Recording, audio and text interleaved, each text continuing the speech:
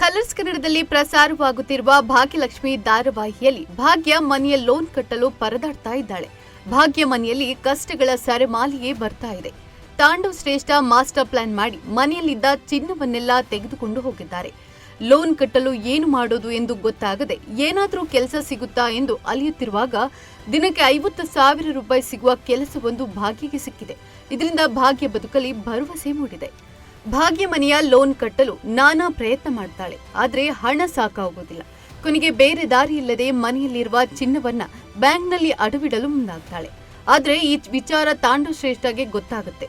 ತಾಂಡು ತನ್ನ ಮಗಳು ತನ್ವಿಗೆ ಫೋನ್ ಮಾಡಿ ಭಾಗ್ಯಳ ಪ್ಲಾನ್ ಏನೆಂಬುದನ್ನ ಬಾಯಿ ಬಿಡಿಸಲು ಟ್ರೈ ಮಾಡ್ತಾನೆ. ಭಾಗ್ಯಳ ಗುಟ್ಟನ್ನು ತನ್ವಿ ರಟ್ಟು ಮಾಡ್ತಾಳೆ. ಅಮ್ಮ ಮನೆಯನ್ನ ಉಳಿಸಿಕೊಳ್ಳಲು ವಿವಿಧ ಪ್ರಯತ್ನ ಮಾಡ್ತಿದ್ದಾಳೆ. ಮನೆಯಲ್ಲಿ ಇರುವ ಚಿನ್ನವನ್ನ ಒಟ್ಟುಗೂಡಿಸಿ ಬ್ಯಾಂಕ್ನಲ್ಲಿ ಇಟ್ಟು ಅದರಲ್ಲಿ ಬಂದ ಹಣದಿಂದ ಸಾಲದ ಕಂತು ಕಟ್ಟುತ್ತಾಳೆ ಎಂದು ಎಲ್ಲ ವಿವರವಾಗಿ ತಾಂಡವ್ಗೆ ಹೇಳಿದ್ದಾಳೆ. ಈ ಮೂಲಕ ತಾಂಡವ್ಗೆ ಭಾಗ್ಯಳ ಪ್ಲಾನ್ ಗೊತ್ತಾಗತ್ತೆ. ತಾಂಡು ಶ್ರೇಷ್ಠರ್ ನೇರವಾಗಿ ಭಾಗ್ಯ ಮನೆಗೆ ಬಂದು, ನಾನು ಈ ಮನೆಯ ಮಾಜಿ ಮಗ, ಈ ಮನೆಯಲ್ಲಿ ನನ್ನದು ಚಿನ್ನ ಇದೆ, ಅದನ್ನು ತೆಗೆದುಕೊಂಡು ಹೋಗಲು ಬಂದಿದ್ದೇನೆ. ಅದು ನಾನು ದುಡಿದು ಕೊಡಿಸಿದ ಚಿನ್ನ, ಹೀಗಾಗಿ ಅದರ ಮೇಲೆ ನನಗೆ ಹಕ್ಕಿದೆ.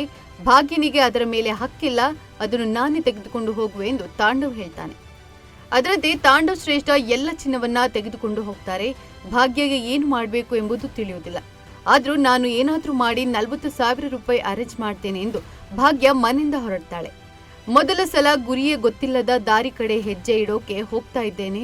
ಇವತ್ತು ದುಡ್ಡು ಕಟ್ಟಲೇಬೇಕು ಎಂಬ ಭಯ, ಕಟ್ಟುತ್ತೇನೆ ಎಂಬ ಆತ್ಮವಿಶ್ವಾಸ, ಇದೆರಡೇ ನನ್ನ ಹತ್ರ ಇರೋದು ಎಂದು ಹೇಳಿ ದೇವಸ್ಥಾನಕ್ಕೆ ತೆರಳುತ್ತಾಳೆ.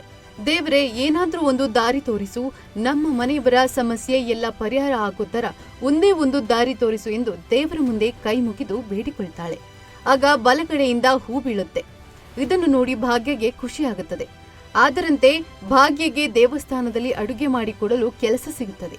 ಪುರೋಹಿತರು ಭಾಗ್ಯಗೆ ಕೆಲಸ ಮಾಡಿಕೊಡುವಲ್ಲಿ ಸಹಾಯ ಮಾಡ್ತಾರೆ. ಒಟ್ಟು 250 ಜನಕ್ಕೆ ಅಡಿಗೆ ಮಾಡಿಕೊಡ್ಬೇಕು, ನೀನು ಸೋಲ್ಬಾರ್ದು, ನನ್ನನ್ನು ಸೋಲಲು ಬಿಡಬಾರ್ದು ಎಂದು ಕೆಲಸ ಕೊಡಿಸಿದವರು ಹೇಳ್ತಾರೆ.